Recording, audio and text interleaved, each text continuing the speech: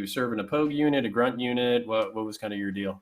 Yeah, I deployed to Iraq for 14 months. I worked on a secret facility with Iraqi detainees. Nice. So, Cool. Well, in the reason why I bring that up is because I actually have very limited I don't want to say limited experience, right? Like I served in the Marine Corps. It's a pretty hardcore branch. I got my ass kicked. We did really good training. Um, I mean, borderline hazing and abuse. You know, the shit that the Marine Corps is famous for. yeah. But I have no huge claim to fame when it comes to Iraq. I didn't kill anybody.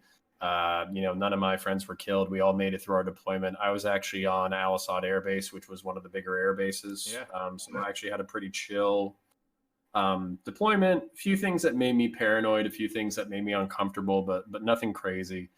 And then actually I experienced more insane shit and more crazy shit when I came back and became a cop. And that's kind of where I got all my blood and guts and my fear and piss and shit. So yeah, I used to think that cops were wussies. I used to think that they were pussies, and then I became a cop, and I was like, oh man, this is a lot more intense than I gave it credit for. Yeah, there's some nasty shit that they deal with. It's like firefighters and paramedics and stuff, man. Like, it's crazy. Yeah. So, well, what did you want to talk about? I kind of did a pre-response video. There are a few comments on there. My favorite kind of comments so far are anything that's engaging with ideas. We can call each other assholes. We can, basically be dicks to each other and call each other dumb and smooth brains and all that kind of stuff. And that has its place in the world, the reason why I like Vosh so much is because, like he says, he's dirtbag left. He uses aggressive terms, maybe stuff that's more akin to South Park than anything else. So, using that kind of language allows me to take his ideas and his personality more seriously. It allows me to, consider things that I hadn't thought of before. Whereas if he was just screeching to me about how my use of ableist and racist and sexist slurs were, destroying the world, I might take him a little bit less seriously. So that's where I think the dirtbag left has an extreme advantage over the woke scold left because you can actually sell your ideas. Mm-hmm. Better. So yeah. So without That's further actually ado, where I saw you from was the Vosh stream. When I watched awesome. the Vosh stream, I was like, oh, right winger talking about cops. This should be interesting. And if he's talking to Vosh, hopefully he's not an idiot, or at least he's not one of the the extreme supporters of law enforcement who can't be critical of the institution itself. When it Cops do nothing wrong ever. I don't know if you know that, but cops are always perfect. Yeah, and those people exist, and they're really hard to talk to. But it was from that. Then I watched a couple of your other videos, and I was like, this isn't that bad. You come from a place that I probably started from when I left the military. Well, and I think labels are weird. Not that I don't agree with them. I think coming up with titles for political factions is good because you can kind of like quickly identify people based off of what they believe in. I think I'm probably more of like a Jordan Peterson liberal than I am like a social conservative. I grew up, in the Baptist church. I grew up in the Catholic church. My dad was Catholic. My mom was Protestant. Both of them are very fundamentalist Christians. So I grew up around conservatives of all types, fiscal conservatives and social conservatives. So I know a lot of their talking points. And when people categorize them as evil, I don't think they see themselves that way. Yeah. So and then I think you don't throw the baby out with the bathwater. I think that's part of our problems as teenagers and young adults is we throw out all the good ideas with the bad that we received from our parents. And that's something that I really had to fight for a long time. And I wasn't a good kid. I was a pothead and I chased girls and I joined the military to go do, crazy shit. Gangster shit with your friends. Yeah. So I'm no model citizen. I'm no Nick Fuentes, the paragon of virtue in this world. obviously fucking around. Yeah. But the, Catboy Cammy threw me for a loop. The fact that a Catholic social conservative is hanging out with a streamer who dresses up like an anime sex doll is kind of weird to me. But but yeah, neither here nor there. So that's kind of where I'm at right now.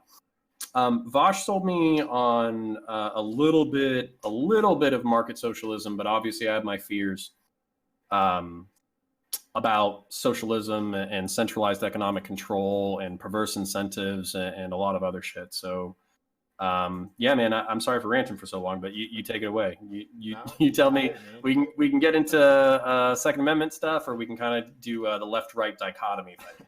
So the first point that I have up here is you mentioned rights endowed by a creator, and I know you weren't speaking about God or whatever, but the concept of rights is very interesting to me because outside of a government, I don't think that rights actually exist.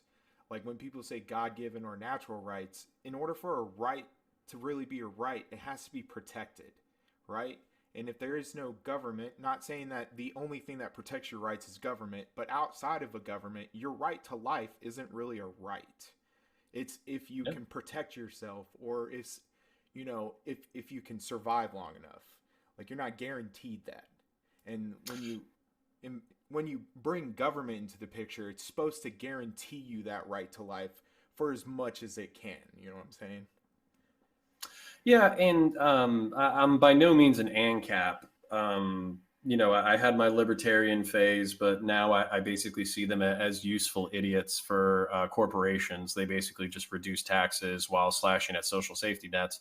The only people that benefits are corporations in general. So one of my favorite sayings that I don't know if I came up with, but I like to think that I came up with it is, just because, the government isn't your friend doesn't mean that your boss is. Yeah. And I do feel this kind of like desperate worship at the feet of capitalism. And I forget what French philosopher it was, but he said, Americans believe themselves to be temporarily embarrassed millionaires. So everybody thinks that they're going to massively succeed. And, it's only a matter of time before they get that promotion or they're their own small business owner, or they're a celebrity, or they're a YouTuber, like something's going to break their way and then they're going to be in the upper echelons. Yeah. I'm sure part of my personality believes that as well. I mean, it's a cool notion to believe in that one day you may have the opportunity, the hope of it being there. Then you get into your 30s and you're like, oh shit, I'm halfway through life and I'm not rich yet. And then you look at your 401k and you're like, oh shit, I forgot to set that up. Oh shit, you have a 401k. Yeah, see? It's only because I have a good job now, but that was only something until recent, right? Well, yeah, and that's my other thing too is, I spent a really long time in the working class, and even as a cop, you're not exactly rich. My family is probably on the lower end of the middle class or upper middle class, I guess. My parents always made decent wages, but we were never the people who had like a Corvette engine speedboat. Yeah. We didn't summer we didn't do you summer or winter in Aspen? I don't know when you spend time in Aspen. That's how poor I am. What is Aspen? Before the that was a Gary the libertarian dude's joke when he was like, "What is Aleppo?" Yeah, exactly. The beautiful rich town in Colorado for the uninitiated. Yeah. Yeah, dude, come at me. So like rights. This is one of the problems that I have when people talk about Second Amendment. They're like, it's my God-given right. It's a right for me to have, right? Yeah. It's only a right because the government protects you to have that right to an extent. If we were all in the theorized state of nature, your right to own a weapon technically doesn't have to be, agreed to by all. They could take a weapon from you. There'd be nothing to stop them from doing so. But is this not an argument for might makes right? Yeah, it actually is, because within this, how I view the state of nature is that it is a might makes right kind of thing. That not necessarily might, because you can be super intelligent and outsmart your enemy.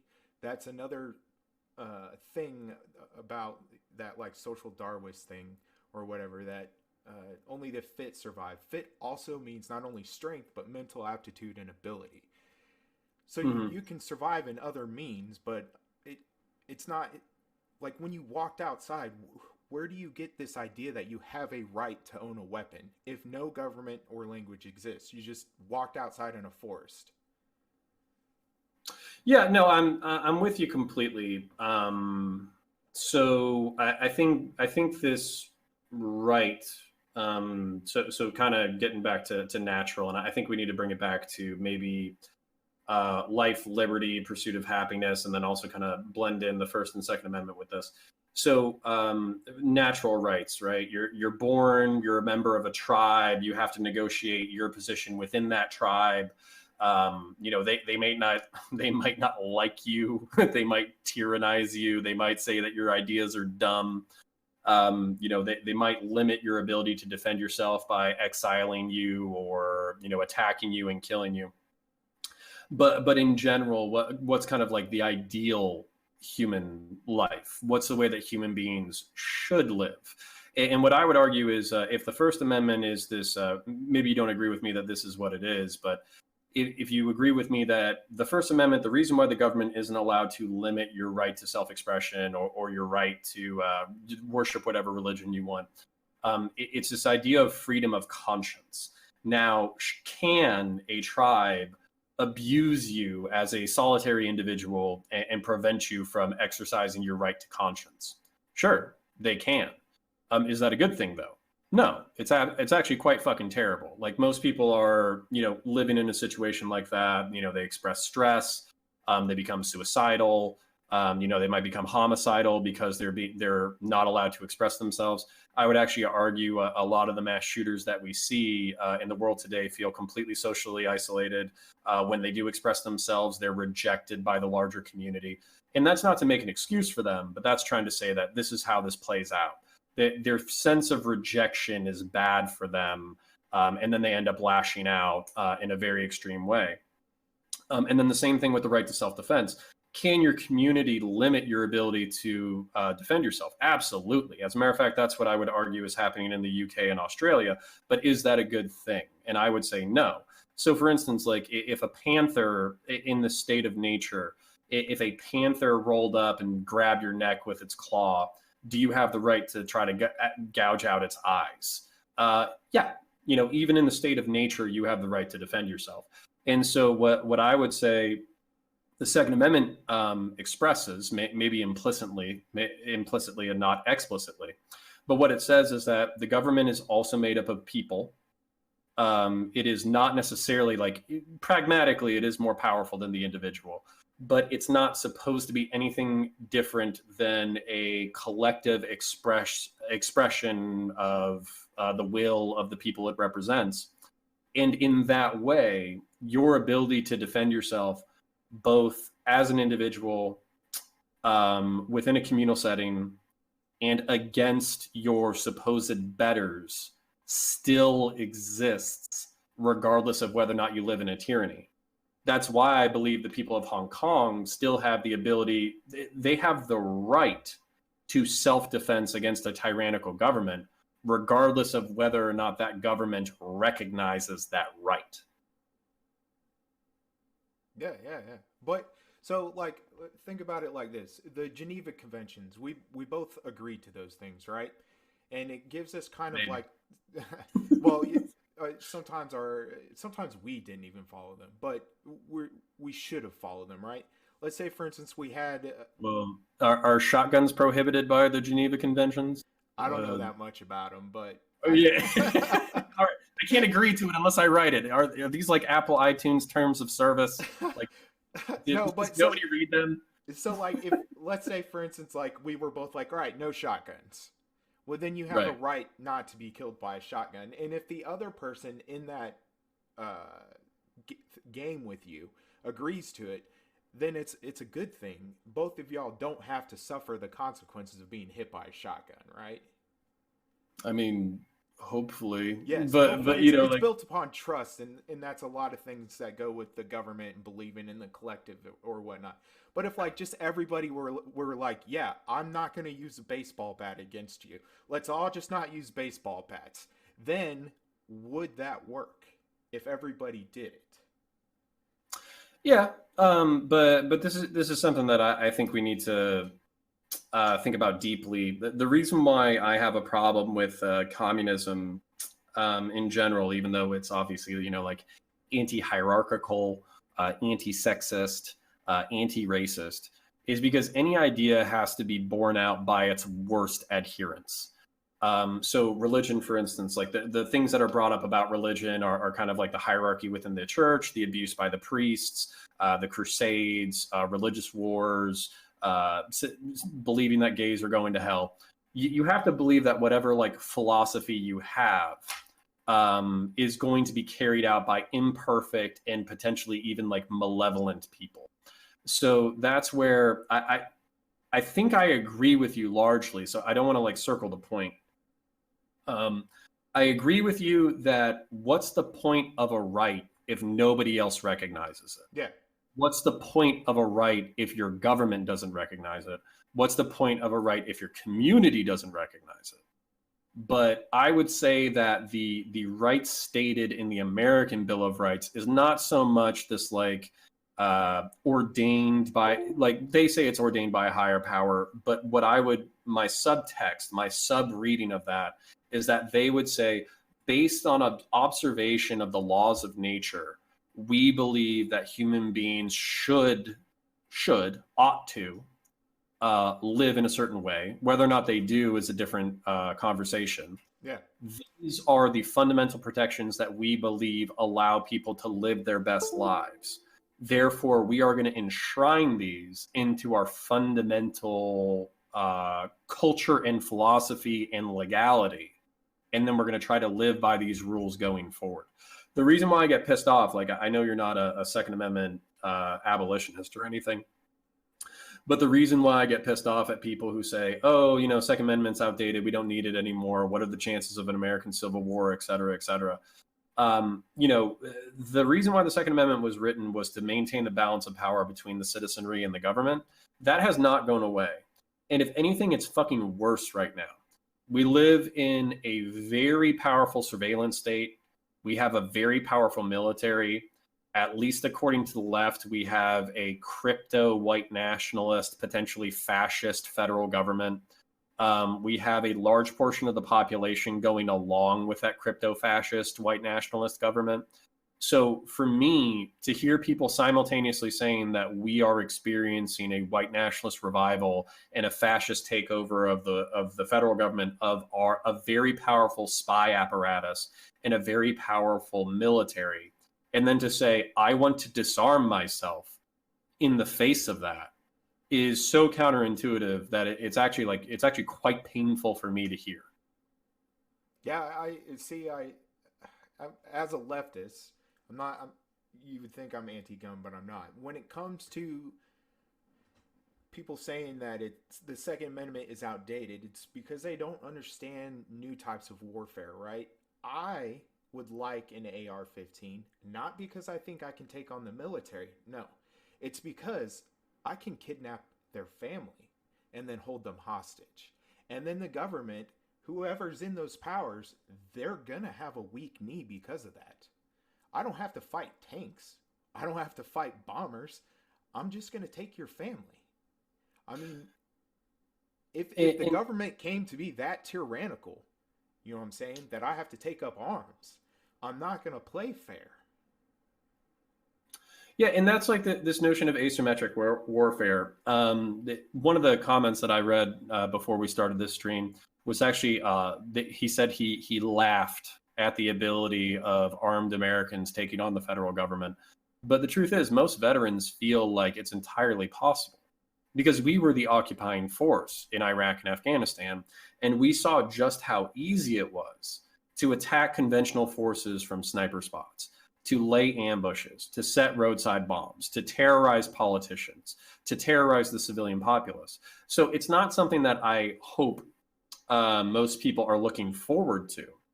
But But we part want to of use those antics of like terrorism because it Mhm. works. And that's, I think that's one of the lessons of morality that you learn when you actually enter into armed conflict is you realize that obviously I abhor suicide bombing. I abhor attacking civilians to make political points. But you kind of understand the lack of options available to your opponent when they're not able to stand up to you on a toe-to-toe conventional level. So, as much as I would resent and find jihadism disgusting and abhorrent, and I hate theocracy and I hate authoritarianism, as far as like force on force conflict, I bear no bitterness towards jihadists and insurgents for using the tactics they do. Um, Because we would do the same thing. I mean, if you were facing a stronger military, Yeah. you would absolutely adopt similar tactics. I Now mean, that look at that's not Vietnam though, because we didn't really win Vietnam, and they used a lot of. They didn't have conventional forces that matched ours. They used new techniques and stuff. well, and that's why I like all those memes of like like welcome to the rice fields, motherfucker.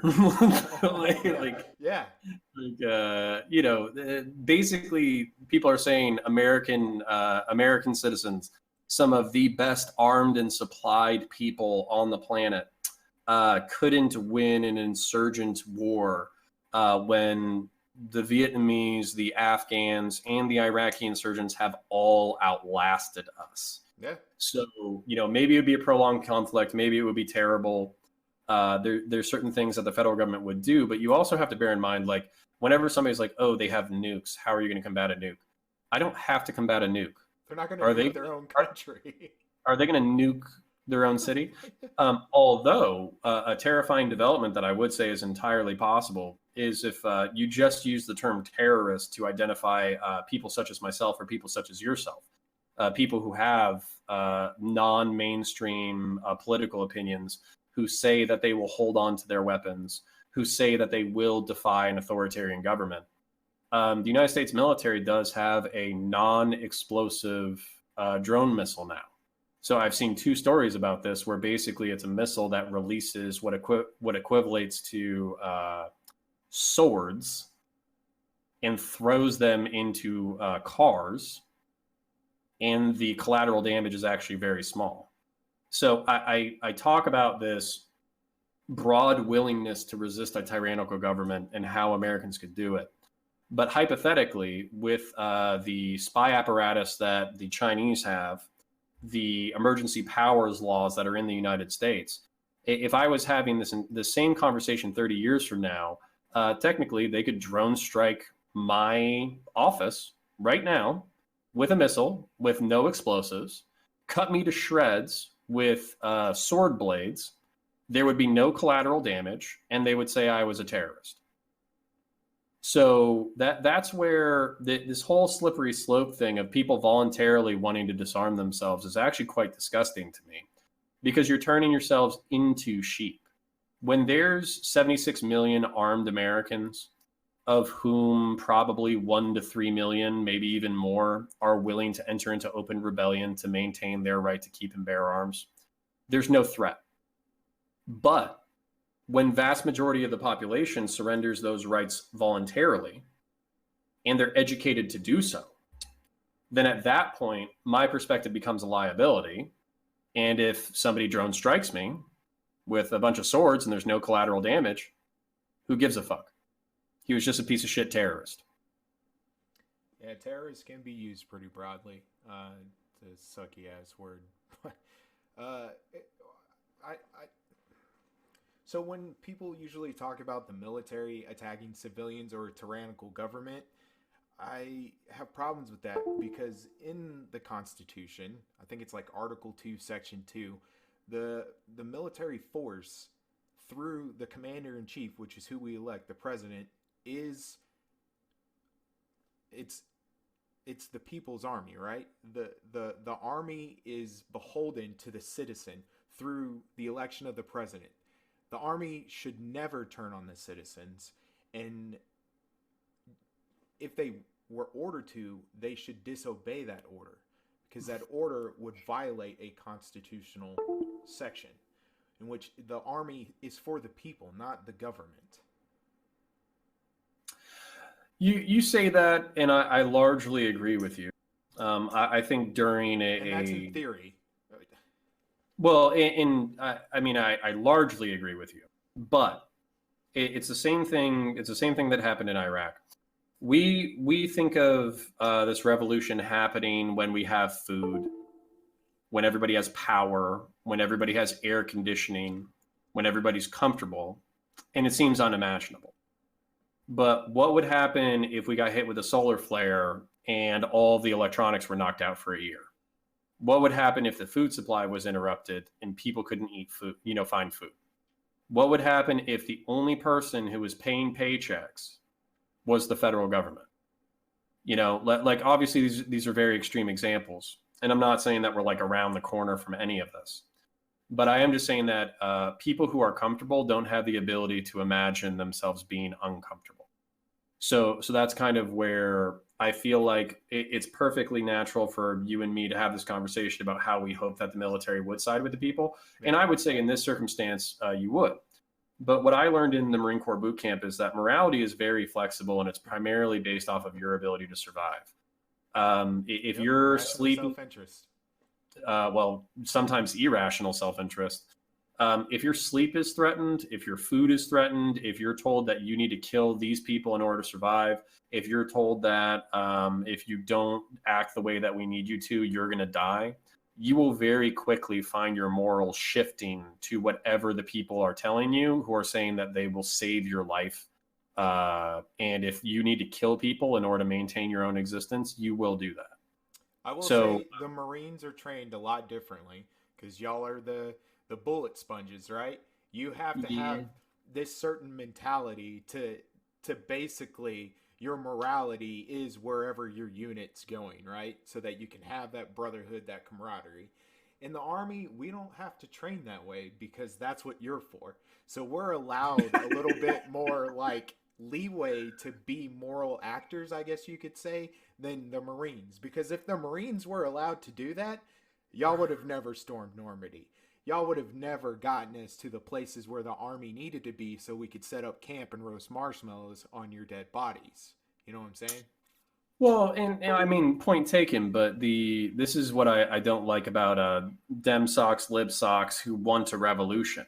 They think that they could like overthrow the government and then basically everybody would go back to being chill and cool and follow, the leftist dogma and all that kind of stuff. But the truth is that any revolution would be led by tankies, because they would be the people who were willing to kill. Yeah, I don't believe in armed revolution, because when the armed revolution comes, then the only way to get rid of that ideology you're fighting is to kill every last person who believes that, right? Or it's going to spread, because you can see that in the Civil War now with the rhetoric surrounding the Civil War and states' rights and those issues, that underlying conflict was never resolved. One side just won and that was it. But now the South and the North, their divides are starting to come back, right? And the Southern narrative versus the Northern narrative on certain things is very, very distinct, because of that underlying problem of the Civil War was never settled. You just won because of military might, but you never solved the philosophical concerns, the ideological concerns that would put forth. And those are the things that carry on to the next generation. Yeah, and that's actually a really interesting point. I'm kind of wondering how many Southerners would be willing to defend the Confederate monuments if they found out that they were built in the 1920s. Because it was this... Well, my contention would be, or at least the argument that I would hope could be made, is that it's like, hey, you guys had your military pride, your military victories or whatever, but this shit is pretty much like Nazi symbology to a lot of people within the country, including your neighbors. We're not going to destroy this with like hammers, but we're going to go ahead and take it down and put it in a museum. So people can kind of study this history. Like I feel like that would be like a way more chill way to approach it. And of course I say this as a white cisgendered whatever fucking guy. But at the same time, what I'm looking for as a filthy fucking centrist It is how do we avoid situations of escalation and violence? So my game plan of removing Confederate statues but putting them in museums so people from the South don't feel like they're being attacked, their heritage is being erased. I think that gives you an opportunity. So, for instance, in those museums, to also put up plaques saying, hey, this is not a post-war memorial set up in the immediate wake of the Civil War to lionize Confederate soldiers. This was actually put up during the 1920s when there was a cultural revival basically saying, fuck black people. Yeah. So not only have you preserved the monument, but you've also created an educational opportunity where you can kind of show these cultural ebbs and flows. Because I think that if you talk to most people from the South, they wouldn't say, fuck black people. They wouldn't say, fuck Mexican. I'm sure there's a decent amount who would, but I'm also sure that there's a large subsection of Southern culture that would say heritage, not hate. And they wouldn't be fucking meaning, they wouldn't be bullshitting, they would genuinely believe it. And they would want to fly, you know, the fucking Confederate flag without hating their black neighbor. But the problem with that is, have you ever heard of the movie Birth of a Nation? I heard that you were going to watch it. I was going to watch it tonight. And you talk about the 1920s and why there was a revival in that culture. Birth of the Nation is one of the first films that received popularity. It was incredibly popular when it came out, but it set the undertone of Southern thinking for even till now.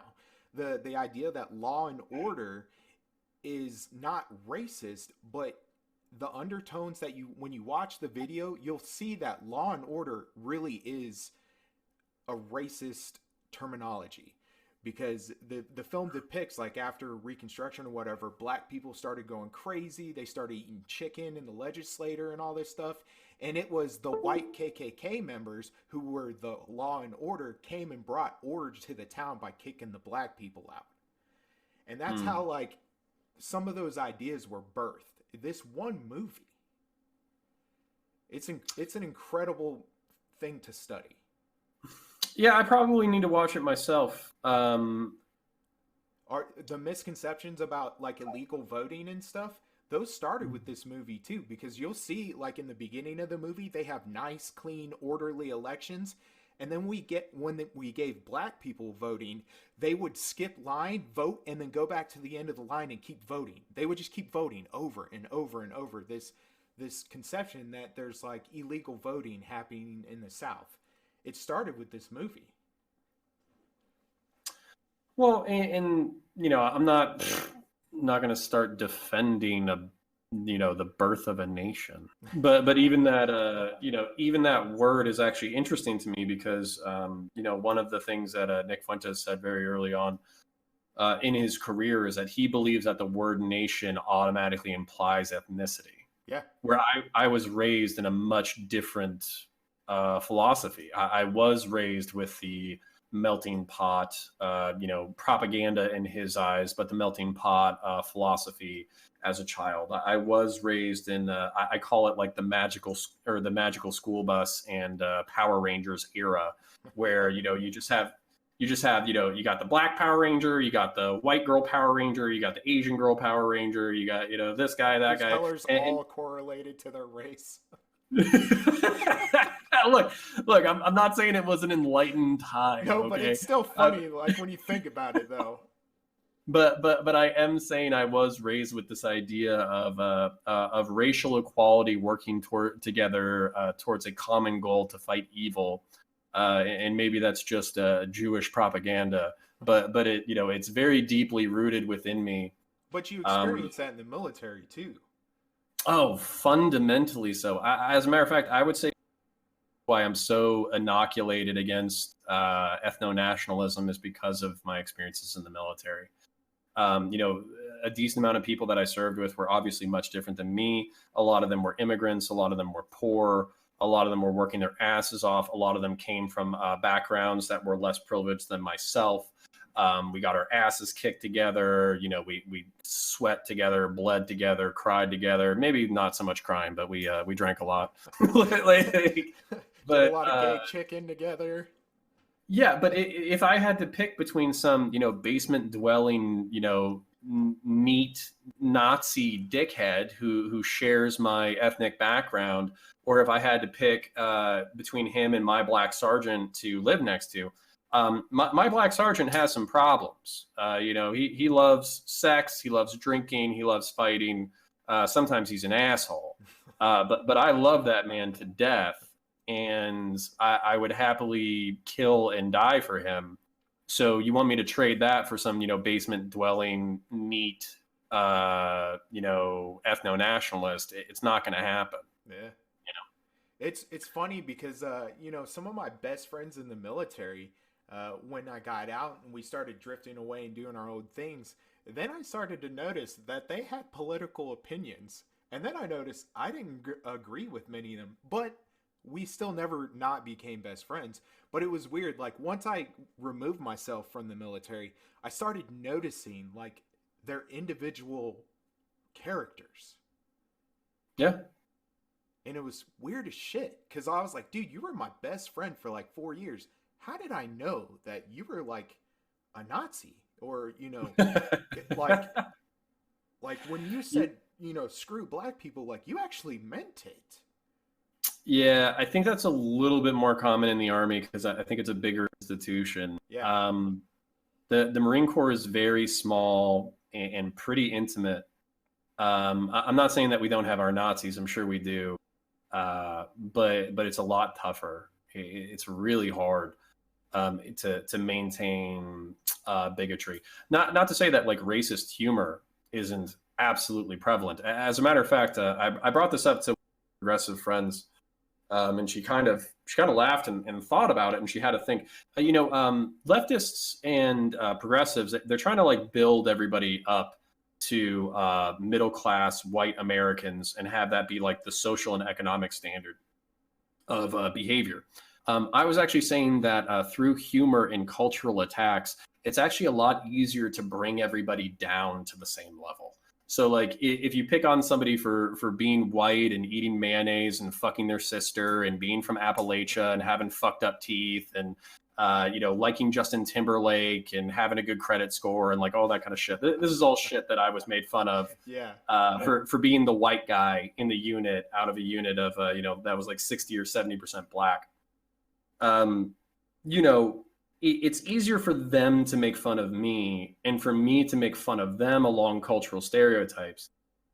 Both of us to kind of attack each other based off of these very loose associations of how we understand each other as a culture, but then through intimacy and proximity to move into actual understanding of each other as human beings and actually to love each other. Like I mean, that's kind of one of the things. You start with your stereotype, you start with your ugliness, you start with your prejudice, you start with your bias, but then through proximity and intimacy, you become, closer than family in some respects. The threat of losing your life has some profound things with the people around you.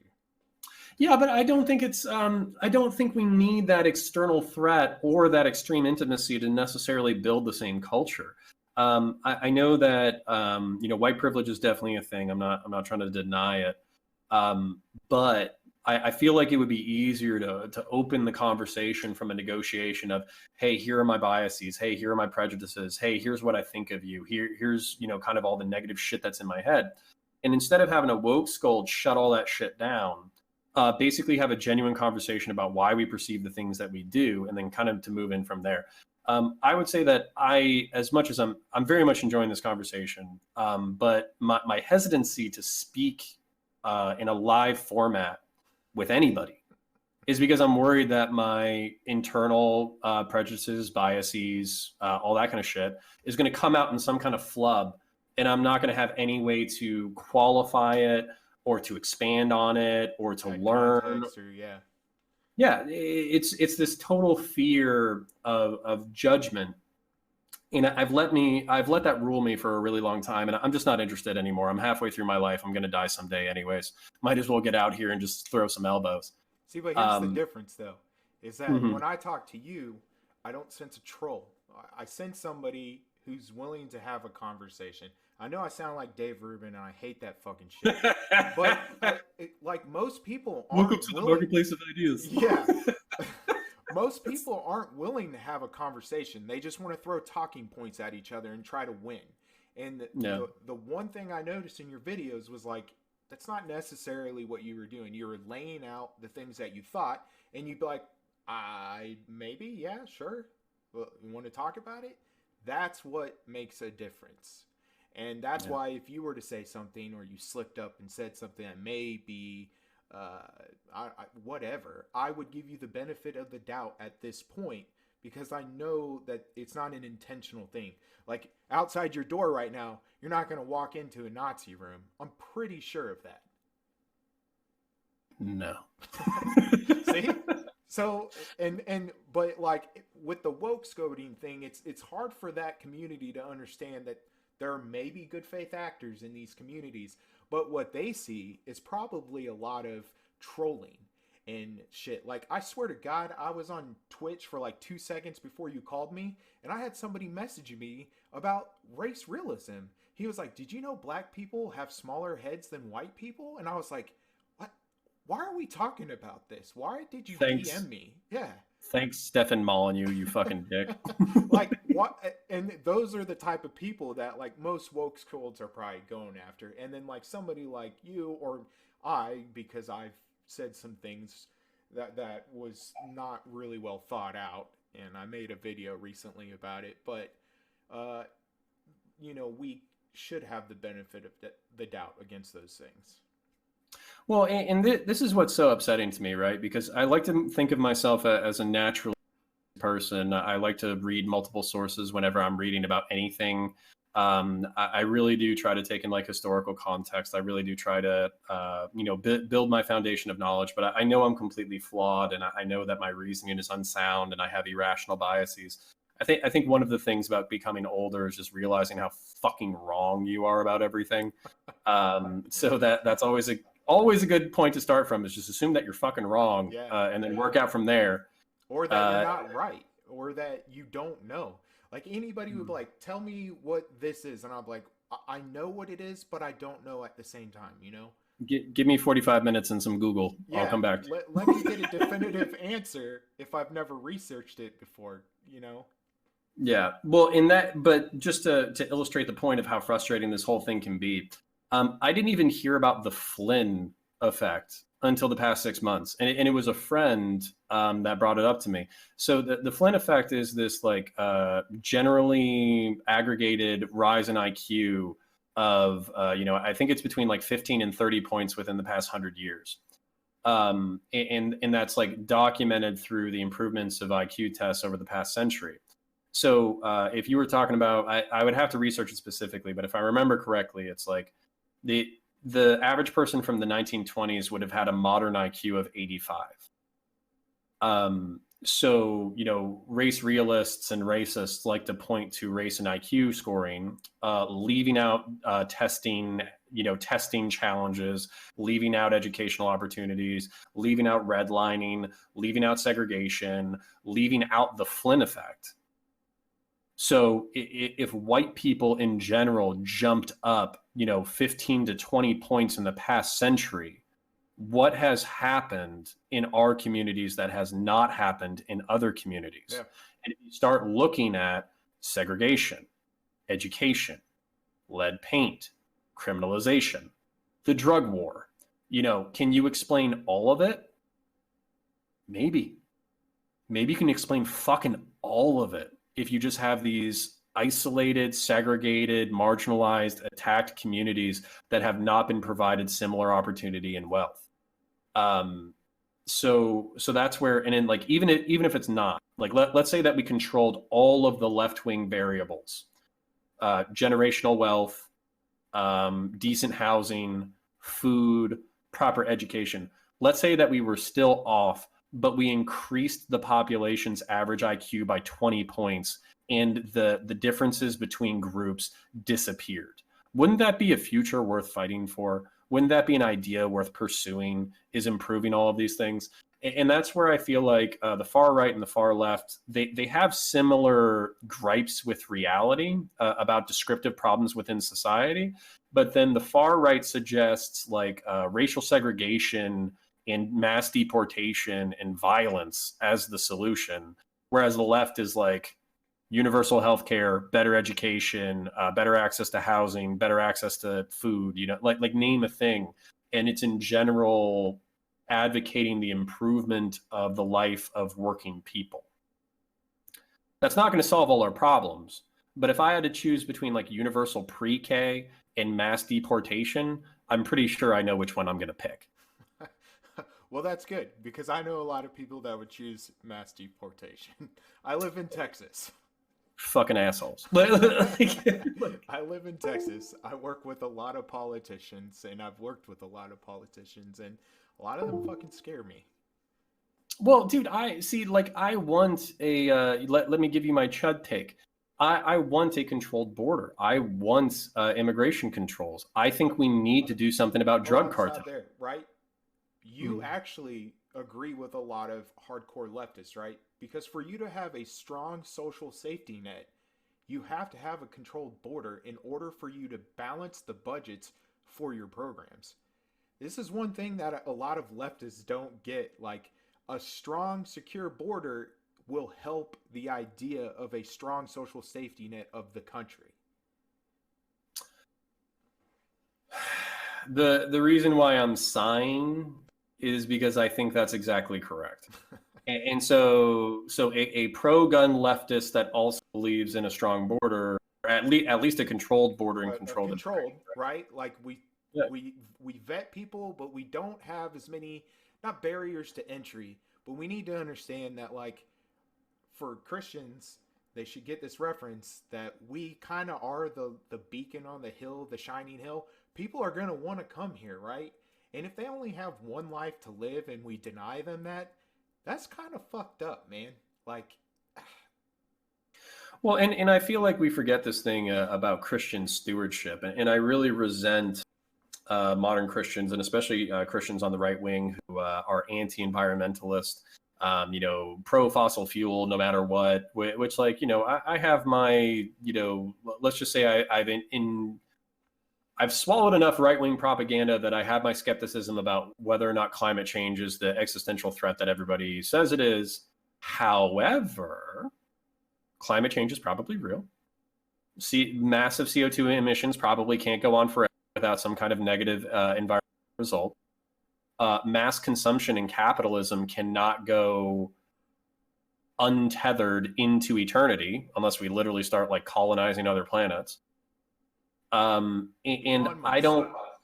Yeah. Let's colonize Mars. That's how we'll solve overpopulation. We'll leave all the poor people here.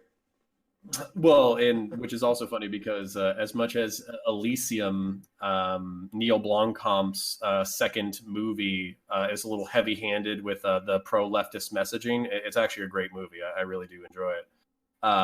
Mostly for like the steampunk technological shit and the violence, but it's also just a good movie. But I don't know, man. It's like it's the same thing with like the birth rates too, right? So it's like people in the developing world have like 8 kids, and the reason why they have 8 kids is because they know 3 or 4 of them are going to die because of war, gang war, disease, starvation, famine, whatever. They basically know that some of them are going to die. The reason why I'm only going to have 2, maybe 3 kids is because I have a decently comfortable middle-class lifestyle. I know that every kid is an investment of my resources and my time. I know that I will have time to spend with them. I know that I will be able to invest in their education. I know that barring anything cataclysmic, they will very likely live to be adults. So I'm only going to have 2 or 3 kids. So when Nick Fuentes and the Groypers of the world basically pretend that this is like this world-altering cataclysm where the developing world is having 10 kids and white people are only having 2 or 3, I don't necessarily see the same like doomer prediction that they do. Yeah. And that's what makes me like deeply uncomfortable. It's like, do I have parts of Hispanic culture that I don't like? Sure, I don't like dogfighting. I don't like machismo. I don't like the drug cartels. I don't like that there's a documentary called Narco Cultura that follows a CSI representative of the federal police for Mexico. And it also follows basically, I don't want to say a mariachi. That might be. No, I've seen that one. That was an amazing documentary. Yeah, so you're watching the drug culture basically cheer on this drug singer, and you're watching the CSI representative basically saying, "I constantly investigate homicides, and it's dangerous just to be a CSI tech, not even a cop. 3 of my friends are dead, Yeah. from work," and then that guy ends up dying by the end of the documentary. And you're just like fuck me, man. Like if you're talking about CSI attacks and fucking cops getting murdered in their houses, you're talking about an overpowering drug cartel, and you're talking about a popular culture that glorifies that. Like obviously poverty has its role to play, but fuck me, is that like dark and evil and twisted and sad. Well, I mean, it's kind of like the mafia, you know? Yeah. Like the mafia, the people that supported the mafia, they did great things for them. They helped them out of poverty and what, but the fucking people that the mafia were against, they did horrible things to them. But that documentary was pretty good. Yeah, so anybody interested in narco cultura, definitely give it an hour and a half of your life. Yeah, Um, I was very surprised at the ending. It blew my mind. I was like, "What the fuck? Seriously? I yeah, invested all this time in this dude, and I really liked him, and it was for nothing." bushwhacked. Yeah, it was for nothing. And that's my thing. It's like, so for me, having some conservative sympathies, I'm always worried about my genuine objections to the toxic parts of exterior cultures being classified as bigotry and then being attacked along those lines. But I don't consider myself like an uninformed person. Sure, I have blind spots. But for instance, how many people who are going to watch this and maybe be like, "Oh, this fucking piece of shit thinks all Mexican people are drug cartels," or "Oh, this guy's a fucking douchebag because he thinks that the military has its positive characteristics." Um, you know, how many of those people have like read the Quran? You know what I'm saying? And that's the thing. It's like that's the kind of stuff I will do. I have read the Communist Manifesto. I have read the Quran. I have read so far half of Mein Kampf. Although to be honest, I had to take a break. I think whenever you're ingesting primary sources and propaganda, it's hard not to see the world through those perspectives. And that's why, like, every time that I watch like a Nick Fuentes video for a few days, I have to watch some Contrapoints for a few days. Every time I watch, I can't even watch Steven Crowder because that shit is so fucking cringe. But whenever I watch a whole bunch of right wing people, I'm like, okay, I need a palate cleanser. Let's try to mix it back out. Let's go ahead and watch some left wing people. And as a dirty fucking centrist, that's how I try to stay on balance between all these competing ideologies that are vying for my attention. That's pretty good. I watched a lot of right wing stuff. Well, most of my family and in laws are pretty right wing, so I get the Fox News take like every day, and I'm like, oh yeah, okay. I just don't engage with them because like you can't engage with them, like I can engage with you. So Yeah. I'm just like, oh yeah, that's interesting. Well, and maybe this is my fault, but I almost like exclusively engage with like progressive and lefties, so I always feel in battle. Oh my like gosh. like if your news feed is all people like Trump was sent from Christ, hell yeah, Borther, fucking share for 8 men. Like dude, like if that's your news feed, I have the opposite news feed. I have the opposite fucking news feed. And I swear to God, like Facebook just tries to keep me pissed off, so I'll stay on there for longer. So Yeah. All right. Let's get to something good. You ready? sure, let's do You it. ready? Absolutely. So, this is also another problem I have with Second Amendment rhetoric is the right to defend yourself. It's actually a separate issue than the Second Amendment. And I'll say this. The right to self-defense when it comes to the idea of the Second Amendment wasn't affirmed until the 2008 Supreme Court decision, District of Columbia versus Heller. Also, the right to keep and bear arms for self-defense wasn't really an idea until Senator Hatch's report on the right to keep and bear arms was released in the 1980s. Before then, the Second Amendment was never about self-defense. It was never referred to, it was never talked about in that way. Now, I agree, it's a great self-defense tool, and I do agree with that premise, but for the longest time, it was never about that. That is a new cultural idea for the Second Amendment, is solely to defend your home or to defend yourself while you're in your home, like the castle doctrines and the stand your ground type stuff for the Second Amendment. Like you can have the right to the self-defense, like using a sword, using whatever, right? Separate from that is using a gun as well for self-defense. And that wasn't until like the 1980s where that was established as a real bona fide reason for the Second Amendment. Before that, it was against like tyranny and all of that shit. Well, so I mean, how does the second portion of the Second Amendment play into that? Because this is one of the comments that I had to address for the video. Was the Second Amendment doesn't say the right of the militia to keep and bear arms. It says the right of the people to keep and bear arms. So people is obviously like, I mean, I don't know how many ways you can define it, but people to me sounds like the citizenry. It sounds like civilians. And it doesn't just say keep, it also says bear. So, keep could be keep in your house. You got a shotgun, you got a rifle, you got an AR, hey, in case of zombie apocalypse, break glass, right? Like, that could be keep. But bear has this definition that I believe means to have on your person. So how does that play into your worldview that self-defense was not the intent? And then I do have another point, but I would just like to hear a rebuttal of that. It's like a minor intent, right? It wasn't the sole thing. Like when I think of colonial times, when I think of self-defense, I don't think people used weapons that often to defend themselves against an attacker or whatever.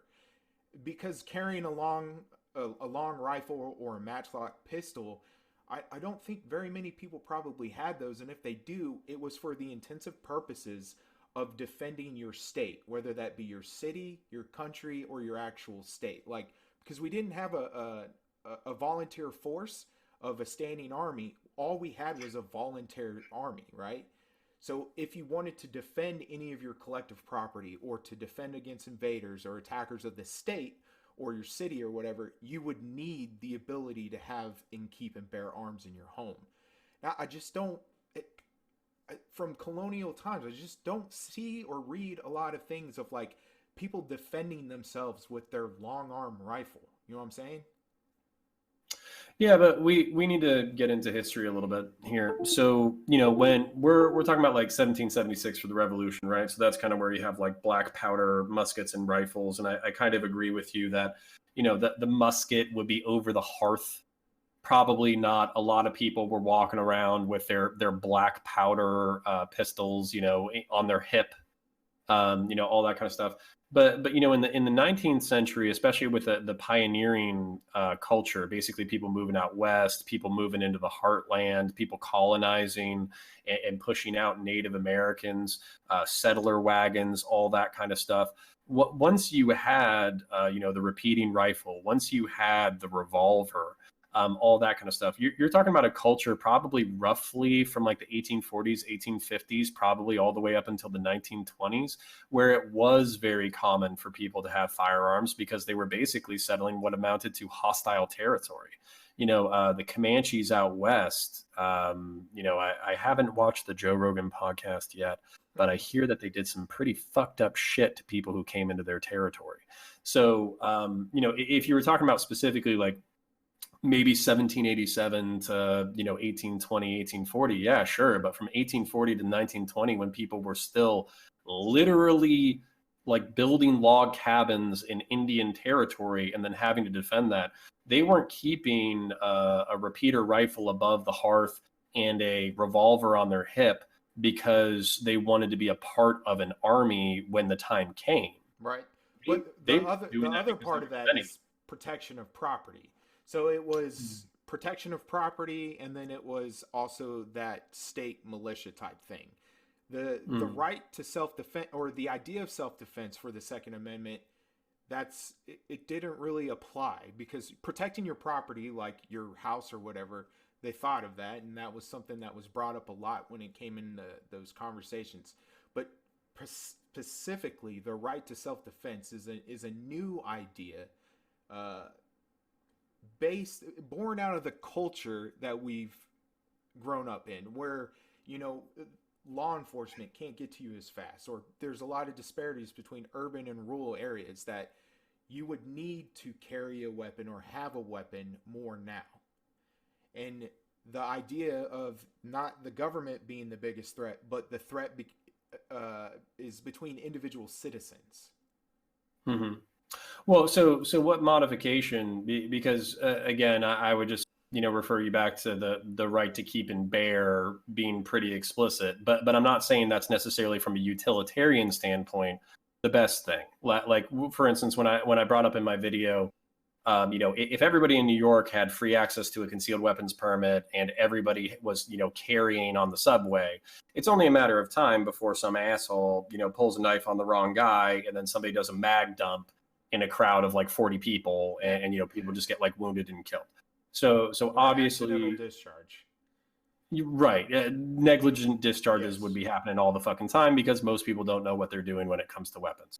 So now, I think I would get attacked by, the ANCAPs and the, whatever people basically saying like, oh, fuck that. That's not for you to decide. It's not for the state to decide, whatever. But I guess for you, where is that line? Where is that limitation on the right to keep and bear arms that you feel is rational and in keeping with the spirit of the law and the way in which you interpret it? I disagree with your interpretation, but I'm wondering where the line is. So it's with the well-regulated part, right? But I don't think you have to be a militiaman. What I would like is to have weapon proficiency courses and stuff like that, where you actively have to train with your weapon every year if you would like to own it, to make sure that you're proficient with it, and to make sure that you know how to use it to reduce accidental misfires, or to reduce missing your target or whatever. That's what I'm more inclined to. I want people to be comfortable with the weapons that they own, right? Because I know right now, like in Texas, I can get my CCC license. I could go to the range. I could shoot a couple times, right? I'll never have to practice again. And then I can have a CCC. And I'm not saying like you shouldn't be able to own a CCC or a concealed like that. I'm just saying I want a more emphasis on training and proficiency. That same culture around weapons that you had in the Marines, the idea that you had to be proficient in it and you had to take care of it. That's what I want to see. Are you saying that our rights should come with some responsibility, and that we should be showing that we should be exercising that responsibility in order to show that we are deserving of our rights? Not necessarily deserving, but because we live in a community, and if everybody's going to own a firearm, to reduce unwanted casualties, which would technically be an infringement on somebody's right to life. If they were walking down the street and you were trying to shoot a perpetrator and you missed and hit them, that is a problem that I see with the right to life, right? I want to mitigate that as much as possible. And would you be willing to make this free and subsidized by the state? Yeah, because if you put a price control on it, it would disproportionately affect poor people who actually probably need the right to own a firearm more than most affluent white people. I'm just saying. I would like it would be subsidized. It would be a course or some type or something that would be easy for, not necessarily easy, but the barriers to entry to get is based upon your proficiency of the wits of the weapon. Switzerland has a great program where like you have to train, or I'm pretty sure you have to volunteer to join the military. And you have to earn your like right to that rifle. Like everybody talks about Switzerland's gun laws, but they practice with their weapons and they become proficient with them. It's not the gun culture. Would you be okay with a two-tiered system in which revolvers, shotguns, bolt actions, and lever action rifles were all, they had the current standards that we have right now and are immediately available to the public for self-defense and for, home protection and resisting tyranny. But if you wanted AR-15s, Glocks, semi-auto pistols, semi-auto rifles, that good shit, that resisting tyrannical shit, then there would be a free and non-political competency training course and test, and not administered by the state in the fact that giving you permission necessarily, but basically, like, once you complete this course and demonstrate an understanding of the law, an understanding of ethics, and an understanding of safety, and an understanding of purpose of the Second Amendment, then you get access to all that good shit. Possibly. Yeah, I mean, we can try things, right? I'm about trying things because at this point, like, what are we going to lose? We just need to try things. And a lot. I mean, I do not think, regardless if an entire left-wing anti-gun crowd was elected into office, I don't think any type of legislation would pass to limit our rights to own weapons in general. Maybe certain weapons, but weapons in general. It's impossible. I don't believe in that fear-mongering. Well, and I wrestle with this some of the time because I think that the gun-owning population of the United States of America is like 76 million people. It's almost a third or a quarter of the population of the United States. So I think to myself, like, M1 Garands, the World War II rifle. They have like a 6-shot or 7-shot capacity, clip that you. I'm not saying clip to be cute, but that's what it is. It's a clip, yeah. And then when you expend it, it shoots out. You stick it through the top. It doesn't fit any assault weapons ban criteria. Same thing with like the 1911 pistol. It's got 7 rounds, 1 in the pipe, shoots .45 caliber. These are outdated designs. But if you had 76 million people with these weapons, would you be able to fulfill the purpose of the Second Amendment? And the answer is yeah, because 76 million people with M1 Garands and 1911s would still be able to take on the United States military in an asymmetric war. But then I'm also sympathetic to the arguments that are provided by my right-wing friends, my more ANCAP friends, my more law and order friends, who basically say, fuck you, don't tell me what to do. And if I'm going to war with the government, then I deserve to have good gear in order to go to war with the government. And I'm sympathetic to that argument as well, because I feel like it's not a guarantee, but it puts this social pressure on the government to behave well because they know that they're not coming into any potential fight with their citizenry at an advantage. I think the reason why Hong Kong and the communist government is so ballsy with their authoritarian measures that they've been passing through over the past few decades is because they know that the peoples of Hong Kong's ability to resist is very limited. So I'm sorry if you're hearing the click clack of my dog in the background. But I think we can go in circles on this if you want, and I don't really care. I'm very interested in the conversation. But I think there's more productive things that we could focus on that would reduce mass shootings, would reduce terrorist attacks, would reduce child fatalities from accidents, would reduce gang violence in, I hate to say the inner cities. That's like a loaded term, right? Just rural urban areas.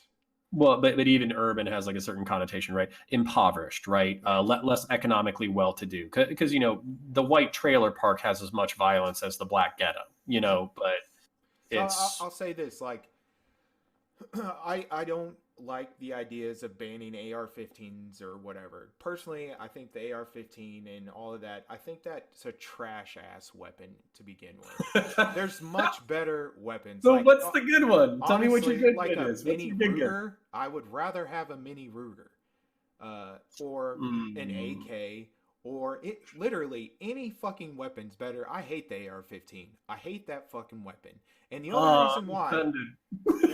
The only reason why it's such a popular weapon, right, is because it's cheap and the military uses it. That's why it's used mostly in these mass shootings, right? If you were to ban the AR-15, then the Mini Ruger would be like the next mass shooting weapon. Or Yeah. you know what I'm saying? It's only because it's popular that it's used, and a lot of people own it. It's not any more effective. I mean, most of the mass shootings that are carried out are done with pistols.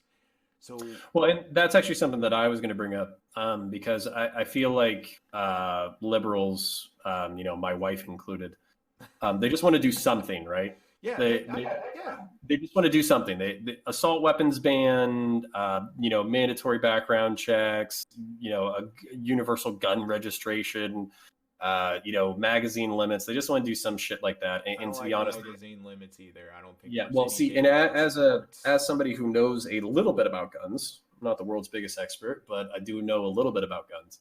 I basically know that somebody with a pistol and a bunch of 10-round magazines in, basically a carrier that they bought over several months or several years would be able to do some pretty significant damage in an unprotected area.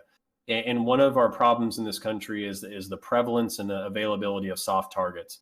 Whenever you have a few hundred to a few thousand people in a concentrated area with nobody armed, it's a liability. And the fact that, like, I don't want everybody to be as paranoid as me.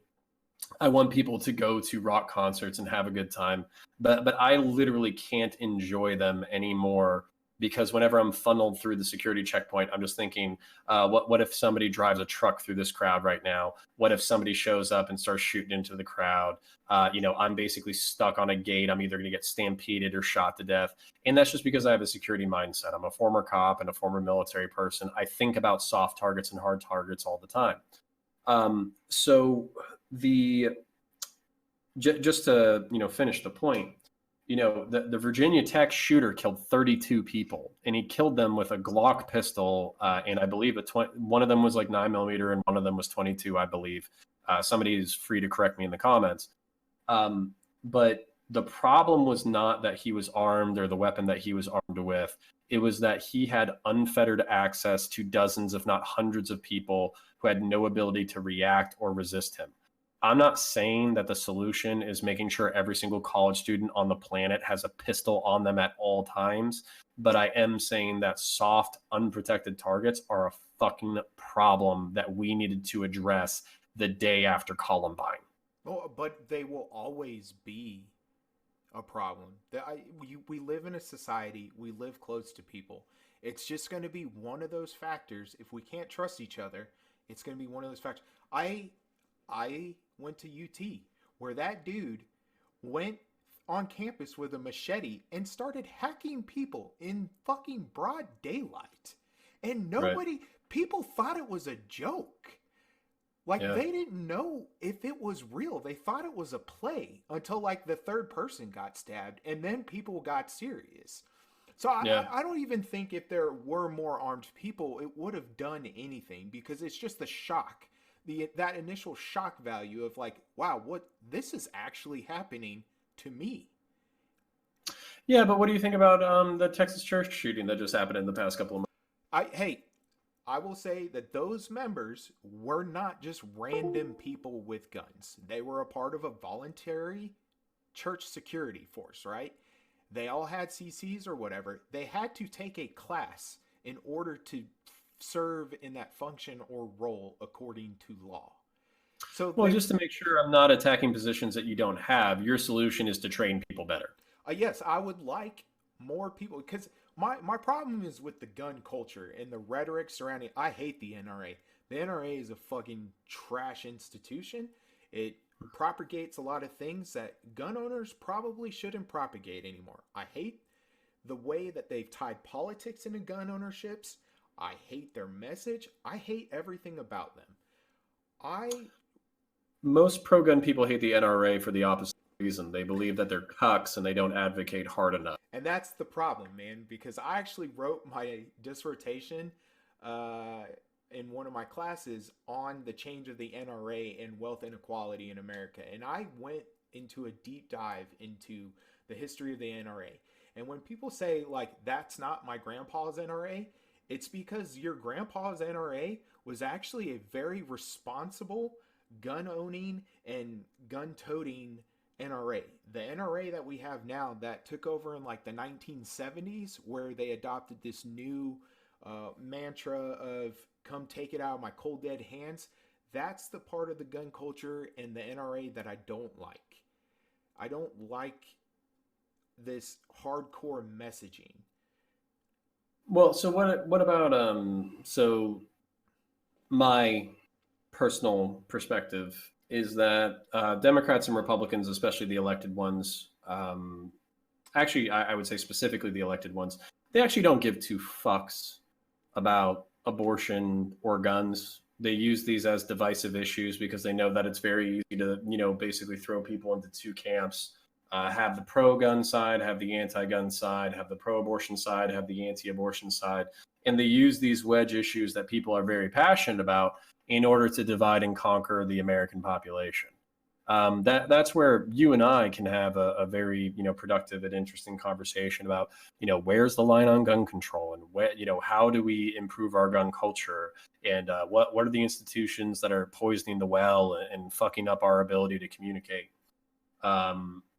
But how do you perceive this being a manipulation of both of us to ignore larger economic issues that actually everybody's lives while we squabble about wedge political issues across political divides?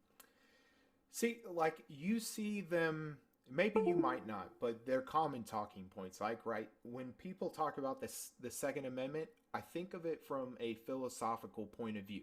There is a question in the Second Amendment that cannot be answered by a right or wrong answer, right? It's just, it blows with the political winds of society. I'm right. Yeah. It's how far do we allow people to have a right to life? When one's right to life affects another ability, somebody else to express their right to life, where do we draw that line? That is what I feel is the basic underlying philosophical concept of the Second Amendment that we can't answer, because it requires either one person to lose some of their freedom or rights so that the whole can gain some, or it requires the opposite. Well, what do you think about the quote? It's like somebody who will sacrifice liberty for temporary security. Neither. I really don't know. Like, security is one thing, right? That's why we live in a society with other people, because it has I'm not going to get blown up by Russia tomorrow, probably, because I live in my society, right? I have this expectation of security. But at the same time, like, liberty is what the government grants you. By definition, do you mean freedom? Yeah. So, I mean, I would view freedom and liberty as. but you can't. Why Because they're not? two different terms, right? So freedom is your unequivocal ability to act and do as you please, right? Liberty is defined as exactly what your government allows you to do. So by definition, Yeah, but fuck that. I know, but you have to keep those two separate, because you don't want to conflate those two, because they have specific definitions for a reason. Like, when I understand liberty, I like liberty because it basically is everything that the government allows me to do. I also like freedom to a certain extent. But do I want everybody to express the same amount of freedom as I do? Yeah. And I hope like they live by like the golden rule. I mean, you're saying that you're a poli-sci major, yeah? Yeah. All right, so let's read these definitions real quick. That way I'm not, messing this up. So, liberty, the state of being free within society from oppressive restrictions imposed by authority on one's way of life, behavior, or political views. Yep. So a government entity, whatever you can do underneath a government entity that doesn't violate the law. And then freedom, the power or right to act, speak, or think as one wants without hindrance or restraint. Can you explain the difference? Because to me, the differences are not really clear. So like freedom is the larger philosophical concept that like you have the freedom to raise your right hand right now. Now, Mm. think about liberty. If the government were to say you're not allowed to raise your right hand, but you can raise your left hand, you have the liberty to raise your left, but you don't have the freedom to raise your right because they restrict that. Mm. Yeah, but I mean, like, so where, because I mean, obviously these. So where is your ability to say no To what? to a law that you think? To a law that I think, I'm sorry, you cut out. Yeah, to a law that you think is unjust. So Where's your ability unjust to? doesn't necessarily mean freedom or liberty because I can think that stealing money is unjust, but that doesn't necessarily affect my freedom or liberty. But Yeah, but where's your ability to say fuck that, like I did a few minutes ago? Because that's what I'm saying. You have a very naturalistic perspective on freedom, liberty, and rights that I don't necessarily share, because I do think that we can make qualitative statements about the way that human beings should live. yeah, And whenever somebody starts talking to me about, oh, well, the right to life, the reason why I get so nervous whenever somebody starts talking about the right to life is because I don't think we have the right to life from a naturalistic standpoint. I think there are a large amount of things that are trying to kill us at all times, true. where that's aging, gravity, cancer, heart disease, our dietary habits, our smoking habits, mortality itself, violence, predatory animals, stress.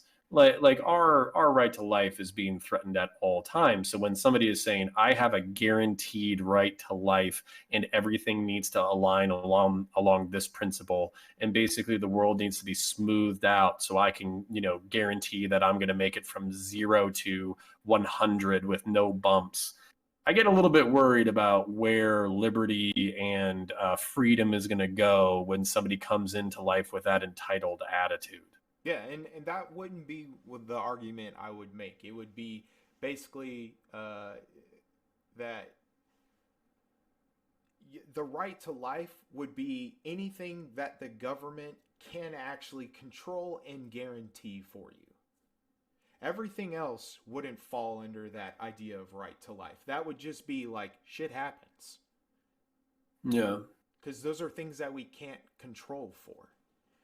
But I can, through law, guarantee that you can get in your car. Not guarantee, but I can make it the best possible outcome that you can get into your car, drive down to the store, and not get into an accident.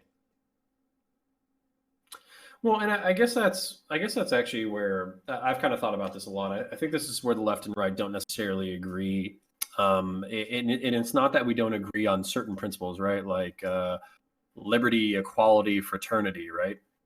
I would say that the left is more focused on equality and fraternity, whereas the maybe the American right. I don't think it's fair to say that all of the right throughout history has been focused on liberty. But I would say a lot of people on the right use individual liberty in order to ascribe political positions that are perhaps favorable to them, but still important. So that's where I actually see this dichotomy, maybe this split, where fraternity, man, I fucking love people, but I hate them too. Yeah. You know, like I want to help out my brother be a better place, but at the same time, man, fuck people. So my prioritization of fraternity is relatively low.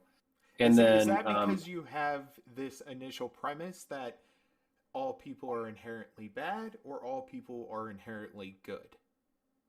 I I think everybody has the spark of divinity within them, and just through existing in a mortal plane in a dying universe, we are all corrupted and made evil through time.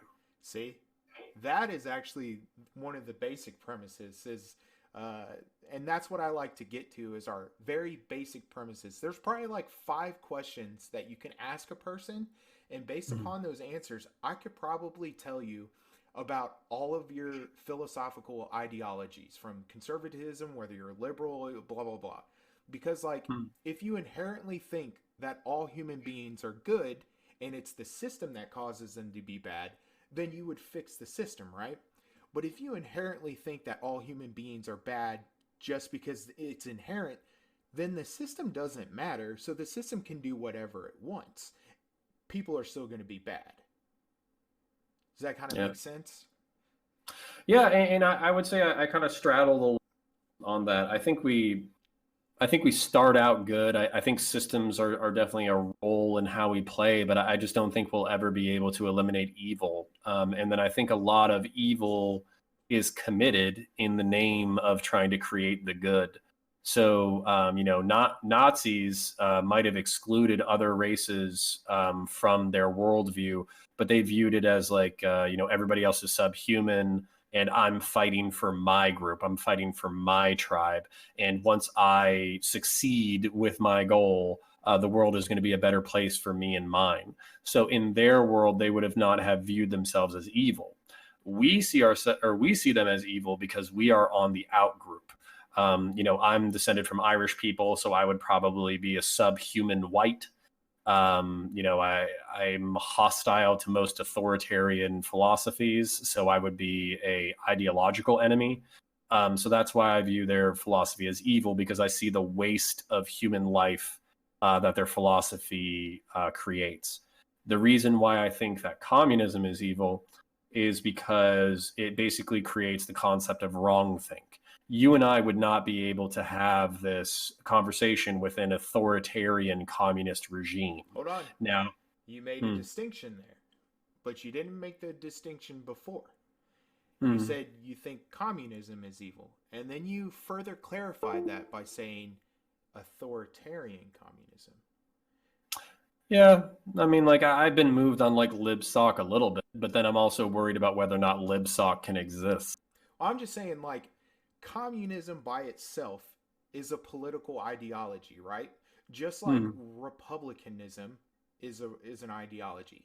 Then you add democratic representation, or you add authoritarian, or you add fascist ideology or something. Like, communism doesn't necessarily mean authoritarian. Yeah, I mean, if you But had that's like how it's played out in history, though, because that was how those things came into power through those means. They used a demigod or an authoritarian or a dictatorship to gain that power. And then, under the guise, they were like, oh, we're also communists too, in how we function our society or whatever, because it makes it easier. Basically, it's a monarchy. yeah, I mean, I would agree that most communist societies that we kind of devolved into political oligarchies. And then same thing with fascism. Fascism just does they advertise that they're an oligarchy up front. They basically say there are better people. We are going to enter into a hierarchy. The powerful people are going to be at the top. The bottom people are going to be at the bottom, and then we're basically going to create utopia through authoritarian vision of our leaders. And they create an in group and an out group, and then they start murdering the shit out of the out group.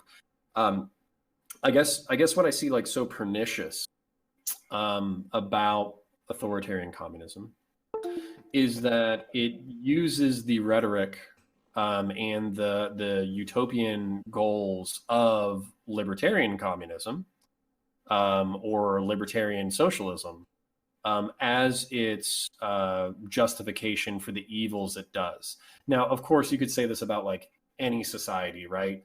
The reason why our liberal democratic society is able to justify our foreign wars and interventionism and And might imperialist equals right. violence. Yeah, well, and we also justify it because of our utopian vision of how we view the world. But of the world that we're trying to create. Well, in this world, I can say what I want. I can doubt the political narrative. I can doubt my leaders. I can defend myself. I can own weaponry that allows me to basically take lives. So, God forbid that my government did become tyrannical. I could impose a consequence on those people who were being tyrants. I know this system, as imperfect and flawed as it is, works. Most However, people, is that most because people are, of yes. capitalism or because of the government system? I mean, I'd say both. Right? They kind of play into each other. But to say that, like, when people paint communism, and I'm not a commie, I just I hate the distinction that when people say I'm smelling communism, some communism. no, I don't like state controlled things. I much rather worker controlled or democratically controlled things is more what I'm inclined to. I don't like the idea of total central planned economies and everything being left up to the state to decide. Right? Well, and that's where Vosh, almost me instantaneously listening to him, he brought up market socialism, and I was like, holy shit, Yeah, that is because some good stuff. Because free markets can exist by their own definition. well, However, hold on, I gotta say this before I get like slaughtered by the right. So you gotta give me a second to qualify my statement before that gets clipped out, and they're like, Cotter's a communist. Fuck that guy. He's a fucking socialist. All right, so let me qualify that. yeah. There's an organization from Florida. It's called Publix, Hmm. and they hire almost anybody, anybody who can do the job relatively competent. They sell themselves on really quality customer service. They're a quality grocery chain selling quality products. But what they do is they do pay their employees relatively low wages. Like, starting out, it's like $8 an hour. It can jump up to 10 after a few years. If you get manager or customer service or deli or something like that, it jumps up to 12 or $15 an hour. So not great, right? But they automatically award their employees who have been there more than a few years private stock in the company. The company is privately owned. So even bag boys, I'm not even kidding, I'm not saying this to be rude, bag boys with Down syndrome, if they're with Publix for 30 years, they have basic benefits, subsistence pay, but because they get these private stock options that they can sell when they quit, when they're, 50 years old or whatever, they're retiring as, with $500,000. Some of them have retired as millionaires, and all they did was work at a grocery chain for 30 years. So that's where I see, communal control of an organization that actually does take its most lowly employees' interests to heart. The chain does not grow, or the company does not grow as fast as corporations who fuck over their employees and use profits to expand at a rapid rate, but it's a good company. People like shopping there, people like working there. It's a sustainable model. And I would be very much interested in seeing more of the economy seriously taking the welfare of their employees as a cornerstone of their business philosophy. And we don't see that. We see a very predatory and Darwinian mindset that I think is biting us in the ass. And just to wrap up this statement, I think the reason why communism and fascism are so popular right now is because there are so many desperate people in our society who are living bad lives. It's possible, and they may think that maybe if they just leave it up to people who know better than them, that their lives would get better, right? Because if you left it up to the state and you honestly believe that your politicians are like great people and can do great things, right? Then they could make their lives better. I'm not really about, entrusting everything to the government. Your privilege is showing. I I I admit my privilege all the time. I don't give a shit. Nah, But I'm fucking around. The I also work for Best Buy, and Best Buy is actually really interesting because one, I get private stock options if I would like to buy them, and two, they profit share. When my store does good and we hit our profit margins, I get a bonus. yeah. Well, and that's where I don't know. I kind of see this all coming to either the capitalists who are running society are going to see the writing on the wall. They're going to see the popularity of socialism and democratic socialism. They're going to see the popularity of fascism. They're going to be like, oh shit, we've been screwing people over for so long that they're now getting desperate and they're about to burn the whole system to the ground. Yeah. maybe we need to start taking care of people a little bit better. Yo, no Um, shit. I talked so, to a person that was like, they were a Bernie supporter, and I was like, well, what if Bernie doesn't win? And they were like, well, I'm going to vote for Trump. And I was like, okay, that's interesting. Why would you vote for like the polar opposite? And they go, because if Bernie doesn't win, I want to see this motherfucker burn. And I was like, shit. whoa, you just Dude. like, they were like, I want the system to come crashing down. So I will vote for the person that will do that. And I was like, okay, that's interesting. But yeah. Well, and that's where I think, there's this. I don't think we know how good we have it. To be honest, I don't think people. I say this as somebody who, hiked 50 miles on the Appalachian Trail, eating dried food in high school. I did the military, and obviously kick there. I became a cop, and saw people dead and dying and miserable and drug addicted and poor and all that kind of shit. I don't think people really have an appreciation for just how bad things can be. So I kind of feel it's a little spoiled to be in an air conditioned room talking on the internet about how you want the whole system to burn. Yeah. However, I do understand people's desperation, because if they have no retirement, they have no medical, they have no dental, they have subsistence wages. And whenever they change jobs, all they're doing is changing jobs to another subsistence wage job with no benefits. I can understand why that basically feels like slavery, and why that makes you feel desperate. And Because why you when don't you're, care if it burns down. yeah, because you have no time for family, friends, education, travel, any of that stuff, all of the things that make life worth living. If you can't afford it, and if you can't enjoy it, and you're just a slave to subsistence wages, then why?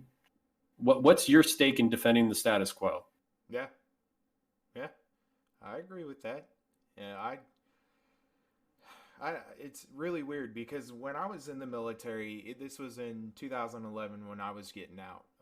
That was right around Obama's first term ending, and his second term, he hadn't been reelected.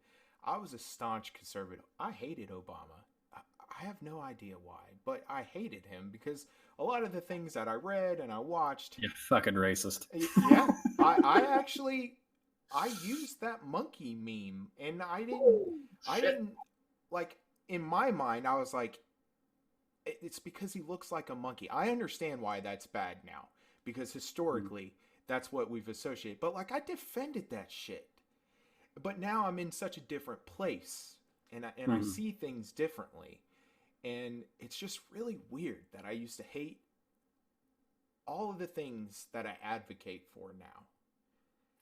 Yeah, I was really fortunate. My parents, both of my parents, were raised in Massachusetts. So as much as they were religious and fiscal conservatives and all that kind of stuff, they were like very anti-racist, like very liberal when it came to social issues, all that kind of stuff. So any racism or bigotry or bias that I've had have come from my exterior culture. And it's kind of been this slow bleed of just like ugliness and shittiness, um, kind of just coming at me from all directions, and me just kind of osmosis. But it's not natural for me to hate people um, because they're different than me. At least that's not the way that I was. The I feel bad for people because I feel like I'm on right, quote unquote, right. I'm pro guns. I'm pro the family. I think capitalism has its merits. I want to see the status quo. I want to see the system reformed, not destroyed. Um, there's some things that make me right wing. They're liberal, if you wanted to get technical with the definitions, but I think even liberals at this point would fucking hate me. Um, but I feel bad for people such as yourself who were just like raised in a surrounding culture of family and friends who, you know, fuck Obama. And then they let, like, my parents have policy objections against Democrats, and they have policy objections about against Obama. They have optics objections against Obama from a political standpoint. But if any like racial bigotry or any like like that monkey meme or any of that shit, if they caught me doing that, they would fucking hold my head over a fucking sink and wash my hand, like my mouth out with soap. You know what I'm saying? So, It's funny um, because my best friend is a Marine, right? And he's kind of center right. And when we first got together and I had shared that meme, he was like, "Hey dude, that's kind of racist." And I was like, "Coming from you?" He goes, yeah. "Yeah, dude, that's kind of." And I was like, "How the you hate Obama as well?" And he's like, "I mean, not necessarily, but still, dude, that's racist." And I was But just, not because he's black. I just hate him, for yeah, other reasons. yeah, but it was stupid. I, Well, and let me share this from the Marine perspective too, man. Like we were fucking racist, but we were racist against each other, to each other's faces, to fuck with each other. And like it was a dog pile of fucking jokes, So like the light skinned black guys were making fun of the darker skinned black guys. The darker skinned black guys were making fun of the Caribbean blacks. Everybody was picking on the guy from Peru because he had an accent. The guy from Peru was making fun of the mixed race guy because the mixed race guy talked like a Southern Californian stoner, and he didn't really fit in with the rest of the black guys. Everybody gave me shit for being the fucking white boy. Everybody gave the Brazilian guy shit for being from Brazil and talking with a funny accent and being fucking weird. So like it's not whether or not Marines are racist, but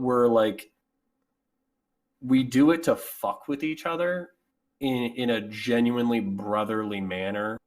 So that's why I almost guarantee you that same Marine would probably show you fucked up oh memes yeah, and anti-democrat memes and yeah, anti-leftist memes and like anti-right bigoted memes shit. too. Yeah, like anti-Islam, anti-Muslim. Like I'm sure that dude has showed you some pretty fucked up shit. Yeah, But it's funny that he like drew the line yeah. where he's like, hey, bro, too far. And I'm like, from you, the guy that will like walk into a bar and hit everybody in the face for no reason, Well, yeah, it's but see that's equal opportunity violence and yeah. hatred. Like I wonder if because we were in the military, right, and we were trained to think that we were all just like government property. We had no individual character. Like we were all supposed to be cookie cutters of each other. That us mhm. making fun of those things were ways to create our individual perspectives of keeping us as like human beings. Yeah, I would agree with that completely. I would say that because we all came from so many different backgrounds, we had to start from our prejudices and our biases, and then from our prejudices and our biases, move closer together because there's no choice. You're, 50 people living in the same room, or even when you get out of, boot camp, four people to the same room, all from different economic backgrounds, all from different ethnic backgrounds, all from different national backgrounds, some people speaking different languages entirely. There's no opportunity to be bigoted against the person you are relying on for your mental and physical well-being. Because there was Um, no opportunity for you to be an individual. You had to dress the same, talk the same. You had to think the same about these concepts. you're talking like a communist again. Well, I mean, like a lot of military culture, which is funny why when a lot of veterans get out or like military people get out and they're like, oh, I don't like government ran healthcare. And it's like, yeah, but that's kind of what you had in the military. And it wasn't that bad, though. I didn't like my healthcare. I still have back and neck problems from the Right. But I mean, you still decade could later. see a doctor whenever you needed to. And if you were to chop your arm off, you went to the ER.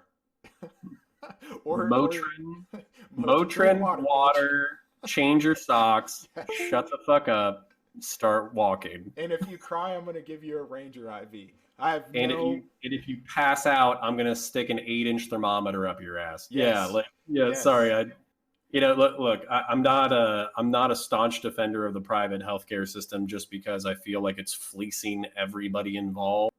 But I'm also not necessarily a fan of the military healthcare either. So, but It has its pros and cons. People talk shit about the VA, but you know what? I've had great experiences at the VA, but I also know what the fuck I'm doing because I'm a medic. and I know Right. how to navigate the medical system to get the things that I want. I know how to get beyond just take Motrin, right? I know how to Right. get past that. You know, Yeah. hey, by the way, if you ever wanted a vasectomy, the VA will do that for free. See, here's something we can agree on: free vasectomy once. Let's drop those birth rates. I Let's got I got one done at the VA, and they actually put me out and put me in surgery. And then wow. my buddy who got a vasectomy, and he's active duty, they just gave him a bunch of like Vicodin and did that shit on a table while he was still awake. I was like, I don't care how many Vicodin or whatever they gave me. That's I a brave couldn't man. let somebody like cut my balls open while I was still conscious.